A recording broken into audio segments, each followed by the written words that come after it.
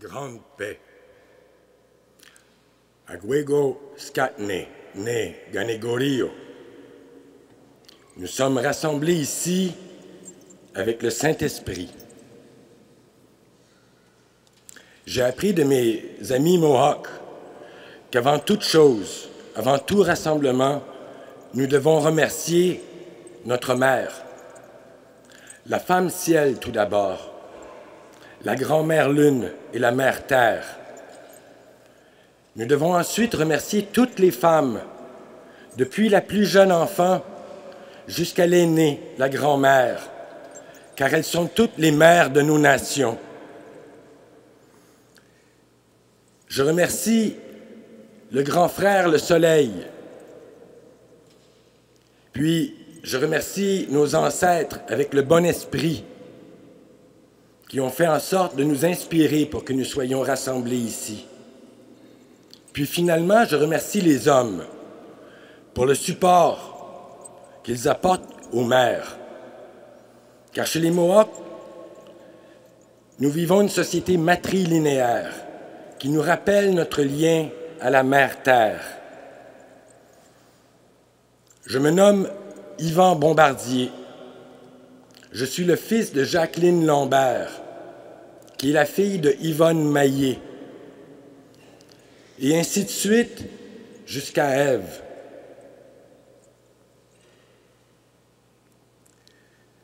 J'ai été fait chevalier à la basilique Notre-Dame de Montréal pour repousser le malin, pour voir à la justice et au droit.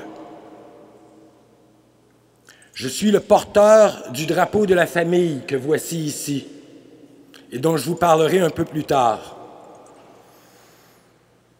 Je suis sous la protection du clan du Loup, du conseil Ganyengehaga de Kanawagé. Je suis aussi un disciple de Jésus qui m'a ouvert mon cœur et qui a laissé la place dans mon cœur pour tous mes frères et sœurs.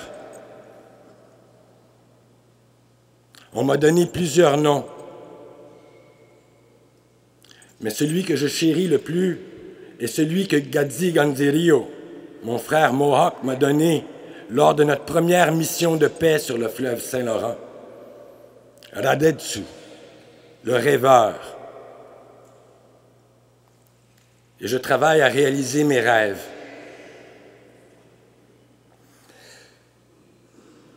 Ensemble, depuis 7 ans, nous voyageons sur le fleuve Saint-Laurent en canot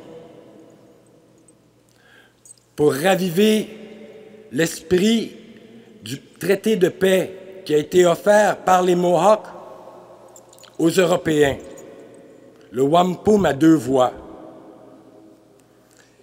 qui nous rappelle que nous devons naviguer, nation et nation, chacun dans nos barques et dans nos vaisseaux, et que nous devons naviguer sur le grand fleuve de la vie sans interférer, mais toujours en voulant s'entraider.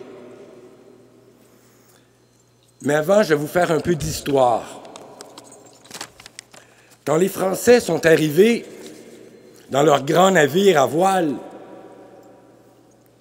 nombreux sont ceux qui ont sauté hors du bateau pour aller se réfugier dans la forêt, pour aller vivre avec les gens des Premières Nations et apprendre à manger, à s'abriter, à se guérir et à vivre ici ensemble. À découvrir chez les gens qui habitaient ici leurs cérémonies et leurs rituels, car tous, partout sur l'île de la Tortue, on remercie le Créateur au travers de rituels et d'offrandes. Christophe Colomb, lorsqu'il est arrivé à Hispaniola, qu'on a appelé Haïti aujourd'hui, il a décrit sa rencontre au roi d'Espagne ainsi. Ils ont échangé avec nous et nous ont donné tout ce qu'ils avaient, de bon gré. Ils ont pris grand plaisir à nous plaire.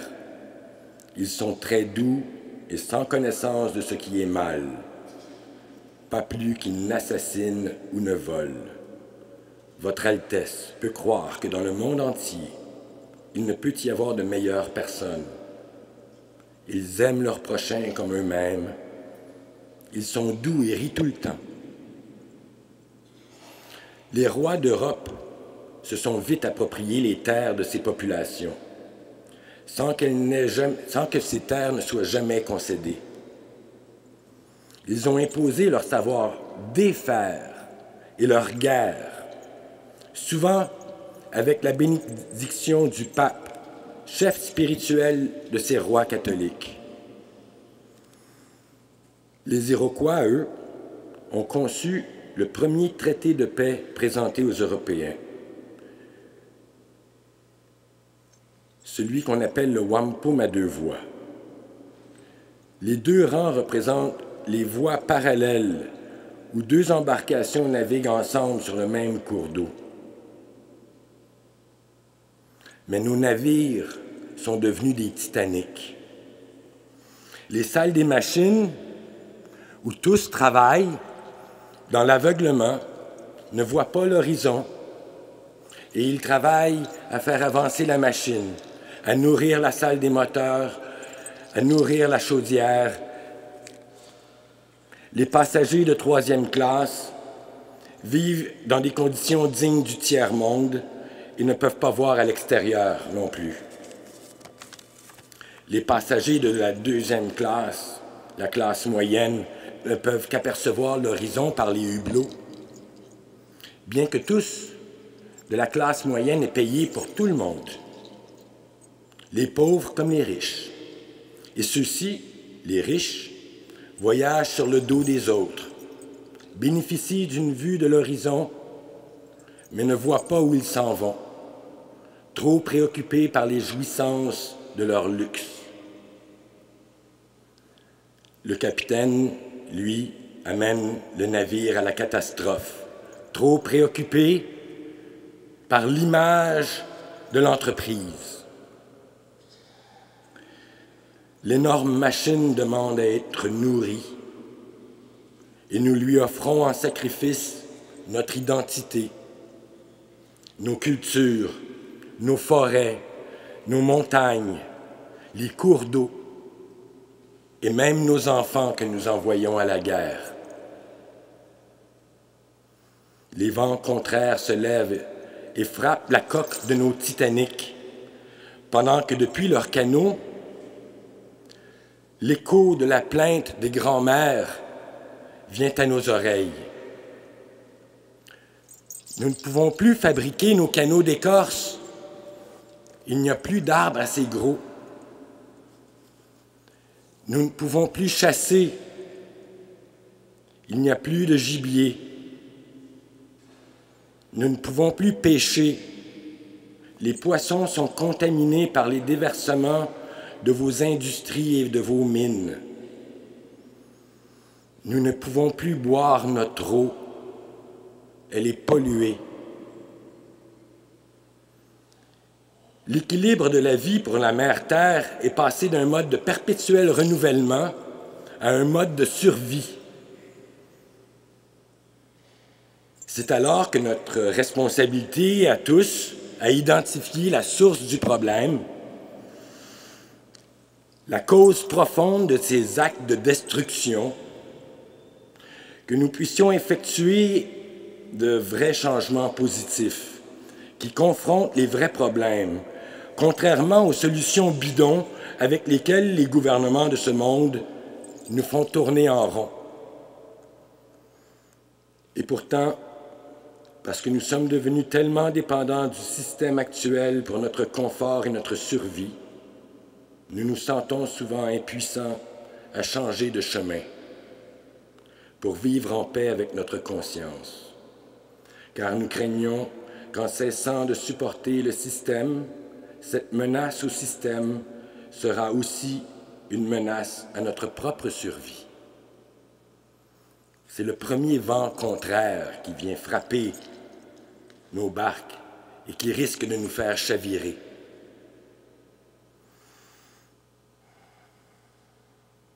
Ce comportement meurtrier envers la Mère Terre est le même comportement qui a opprimé, violé, assassiné les femmes depuis des dizaines de milliers d'années.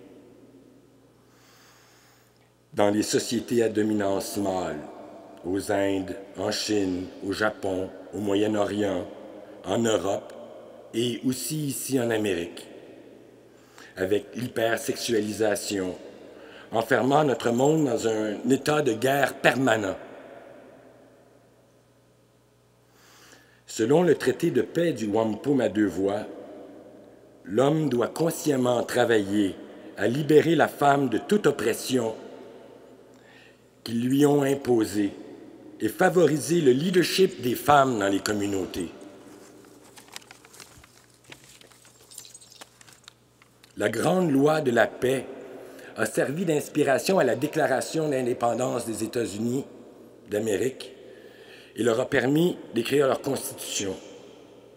Mais malheureusement, les pères de la Constitution ont omis le rôle des femmes, ce qui a fait que les États-Unis d'Amérique sont devenus une nation guerrière plutôt que pacificatrice, ce qui a fait qu'elle est devenue une nation exploiteuse des ressources plutôt que de préserver les sources de vie. Pour faciliter le rééquilibrage, il faut se rappeler que la domination mâle n'est pas inscrite dans la nature, mais qu'elle a été créée par un violent processus d'oppression de la femme par le viol et le meurtre, surtout sous les guises de religion organisée. Pour faciliter la transition pacifique vers ce qui doit advenir pour sauver la Mère Terre, les communautés autochtones promeuvent le retour de l'autorité féminine et à l'équilibre intérieur du masculin et du féminin en chacun de nous. D'ailleurs, dans le combat entre le bien et le mal, dans le dernier livre de la Bible, l'Apocalypse, n'est-ce pas la femme qui écrase la tête du serpent?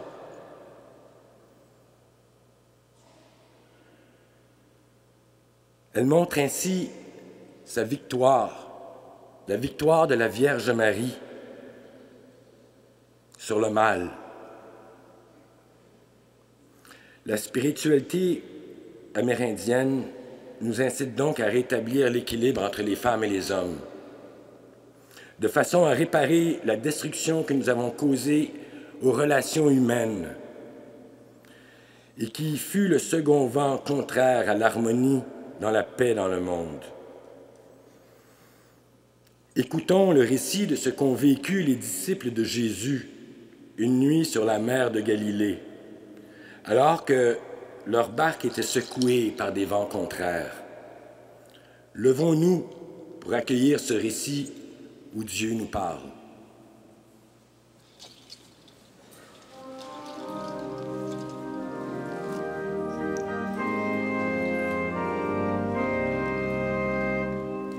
Alléluia, Alléluia, Alléluia, Alléluia, Alléluia, Alléluia.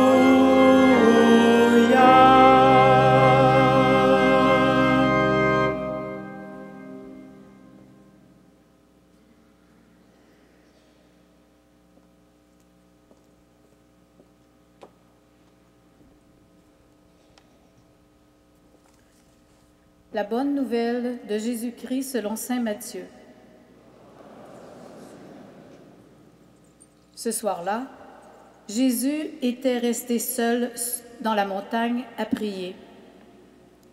La barque où naviguaient les apôtres était déjà à une bonne distance de la terre. Elle était battue par les vagues, car le vent était contraire. Vers la fin de la nuit, Jésus vint vers eux en marchant sur la mer. En le voyant marcher sur les flots, les disciples furent bouleversés. Ils disaient « C'est un fantôme », et la peur leur fit pousser des cris. Aussitôt, Jésus leur parla.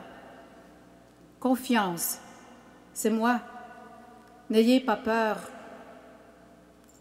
Pierre prit alors la parole. « Seigneur, si c'est bien toi, ordonne-moi de venir vers toi sur l'eau. » Alors Jésus lui dit, « Viens. » Pierre descendit de la barque et marcha sur les eaux pour aller vers Jésus. Mais voyant qu'il y avait du vent, il eut peur. Et comme il commençait à enfoncer, il cria, « Seigneur, sauve-moi !» Aussitôt Jésus étendit la main, le saisit et lui dit, « Homme de peu de foi, pourquoi as-tu douté ?» Quand ils furent montés dans la barque, le vent tomba et il se fit un grand calme. Alors ceux qui étaient dans la barque se prosternèrent devant lui et ils lui dirent, « Vraiment, tu es le Fils de Dieu. » Acclamons la parole de Dieu.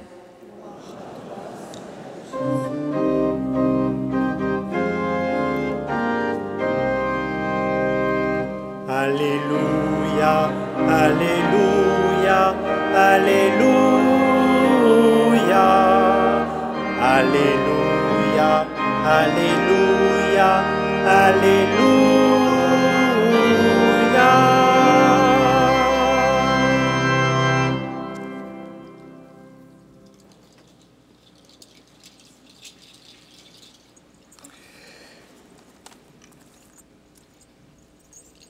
Les apôtres, cette nuit-là, ont dépassé leur peur. Comme nous, sur le fleuve, nous rassemblons des gens de tous les horizons et nous les invitons à avoir foi, que nous puissions nous rendre de Kanawake jusqu'à Québec. Parce que ce que nous le faisons dans l'amour. Partout dans le monde, partager un territoire avec des gens d'autres cultures est un immense défi. On le voit entre Juifs et Palestiniens, entre Noirs et Blancs, aux États-Unis ou en Afrique, ou chez nous avec des personnes qui viennent d'arriver et qui ne connaissent pas les situations politiques. Mon expérience à moi, je la vis depuis 7 ans avec des membres de la communauté autochtone. Je reviens de 9 jours dans la forêt, dans le Saguenay, loin de toute communication, de toute civilisation, avec ma bien-aimée.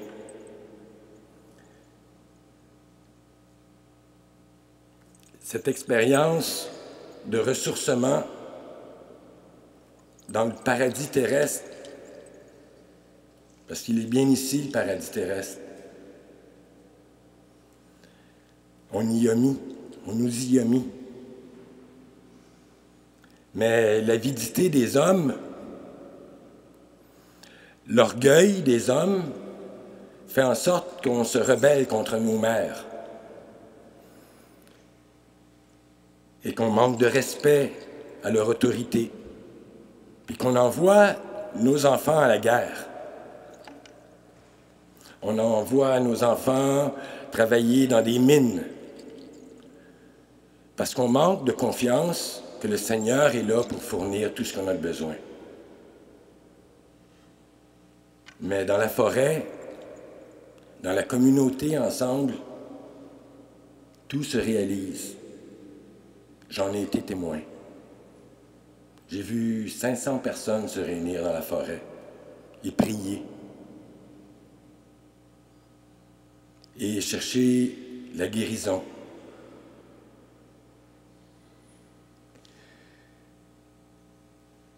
Cette mission sur laquelle nous nous aventurons est une invitation à sauter hors du Titanic, à sortir de la barque et à marcher sur l'eau. L'eau de nos peurs, marcher sur l'eau de la connaissance, sur l'eau de la sagesse, que nos mères et nos grands-mères détiennent, mais qu'on se refuse d'écouter.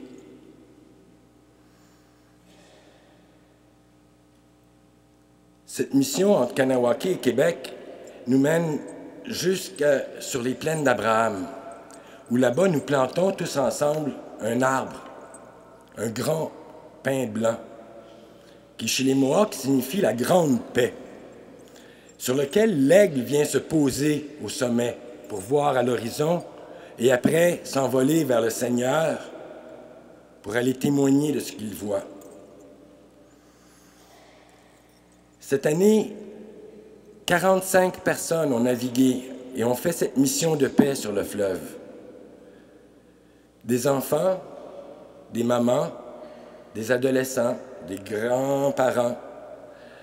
Ensemble, 40 personnes, 45 personnes, 2 rabascas, des canots de 12 places, 3 canots, un kayak, un petit voilier, et nous naviguions ensemble sur le fleuve. Et en 10 étapes, nous nous sommes rencontrés, nous nous sommes reconnus. Nous avons appris à nous connaître et à nous reconnaître. Et à voir que nous sommes tous la médecine les uns des autres. Notre regard, notre sourire, notre attention est notre médecine. Elle guérit toutes les blessures qui font en sorte que nous ne nous exprimons pas ce que notre cœur ressent, mais ce que notre esprit, notre cerveau a déformé. Puis notre bouche, elle ne prononce pas ce que notre cœur ressent, puis nos gestes font le contraire. Qui veut ici tuer sa mère? Mais qui, chaque jour, tue la mère terre et par le fait même menace toutes les mamans, tous les petits-enfants, par les gestes destructeurs que nous posons, ne serait-ce que jeter un mégot de cigarette à terre. C'est laisser un cendrier à nos enfants. La paix entre les cultures, ça demande la vérité, ça demande la justice, ça demande qu'on soit capable de reconnaître les fautes que nous avons faites dans le passé en nous regardant les yeux dans les yeux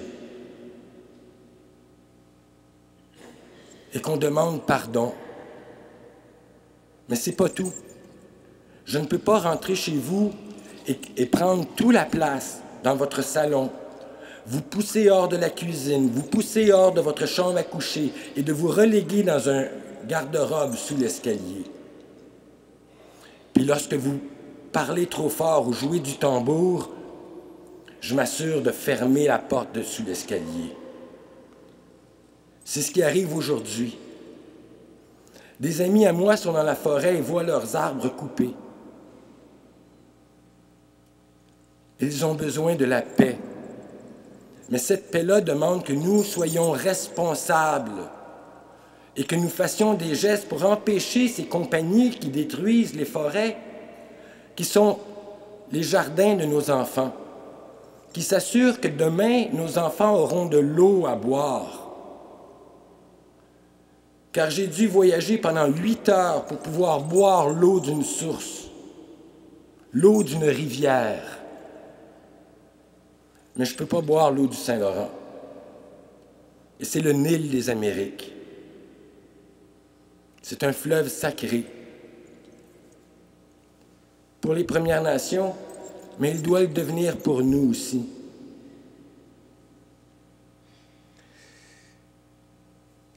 Nous avons voyagé avec des gens de toutes les couleurs, de tous les horizons, avec 2 femmes afghanes, 2 sœurs qui n'avaient jamais fait de camping, qui ne savaient pas nager et qui ne savaient pas dans quelle galère elles s'embarquaient. Mais comme les couleurs de la lumière qui frappe la goutte d'eau, elles se divisent en prismes, des couleurs de l'arc-en-ciel. Mais c'est toujours la même lumière. et qu'elle se reflète chez les musulmans d'une certaine couleur ou chez les Amérindiens d'une autre couleur. C'est toujours la même lumière du soleil qui frappe l'eau. Et l'eau, elle est sacrée. Et si nous pouvons simplement nous arrêter à méditer à quel point nous avons besoin de cette eau, et si nous pouvons faire le lien entre l'eau que les femmes portent avant de donner naissance, qui est le sang de la mère Terre, car poussière, nous sommes poussière, nous redeviendrons poussière, mais il y a cette eau de la mère Terre qui nous anime et qui nous donne la vie. Et ce sont les mères qui nous portent dans cette eau. Mais trop vite, les hommes, nous oublions de faire plaisir à notre maman et de faire plaisir à la mère Terre pour qu'elle nous donne du fruit en abondance.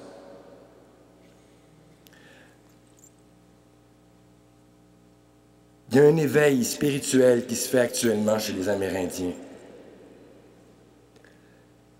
Ce réveil, il les appelle à témoigner des souffrances au travers de la commission Vérité-Réconciliation, des souffrances qu'ils ont vécues dans les écoles, le fruit de la colonisation. On a déraciné les gens pour les mettre dans des écoles, on leur a coupé les cheveux.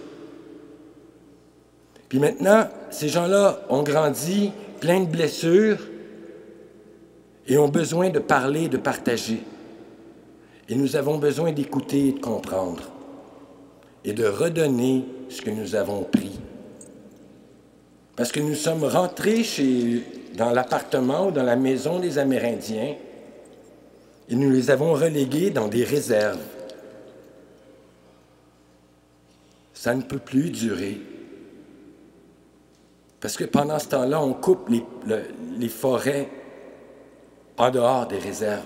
Mais c'est chez eux et c'est chez nous. Il faut se rappeler que ce sont nos grands-mères et nos grands-pères, qu'avant que nous venions dans les villes, nos grands-mères, elles étaient Innu, elles étaient abénaquises, elles étaient iroquoises. Et nos sangs se sont mêlés au Québec, mais partout ailleurs en Afrique, partout.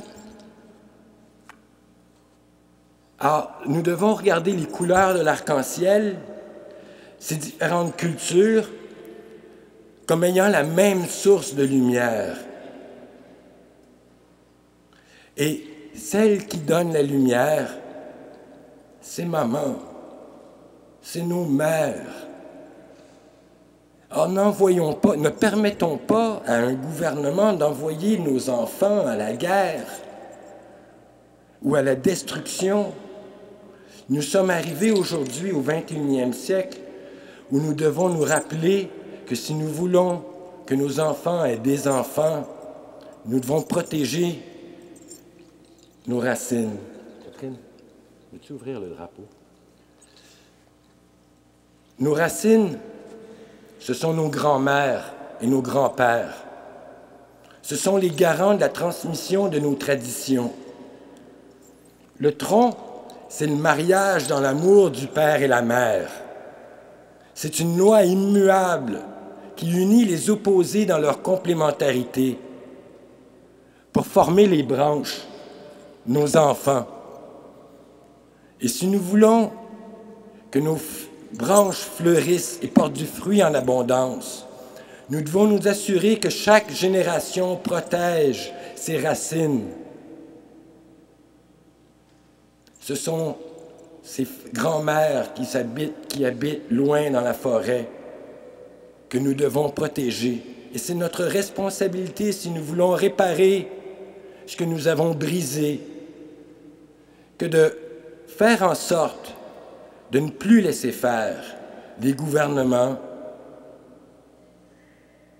mais que nous devons donner la parole aux femmes, à nos mères et à nos grands-mères, les écouter et écouter leurs sages conseils pour que la paix entre les cultures puisse à nouveau régner. Le feuillage sur le drapeau représente notre environnement sain et sécuritaire qui nous nourrit puis qui nous protège. Puis le blanc représente la paix qui est nécessaire pour que nos familles puissent grandir. Je vais vous laisser sur ces paroles qui sont tout à fait similaires en Mohawk qu'en français ou en latin. Skanagoa, grande paix. Aguego skatnene, ganigorio. Nous sommes rassemblés ici avec le bon esprit, avec l'Esprit Saint. Merci.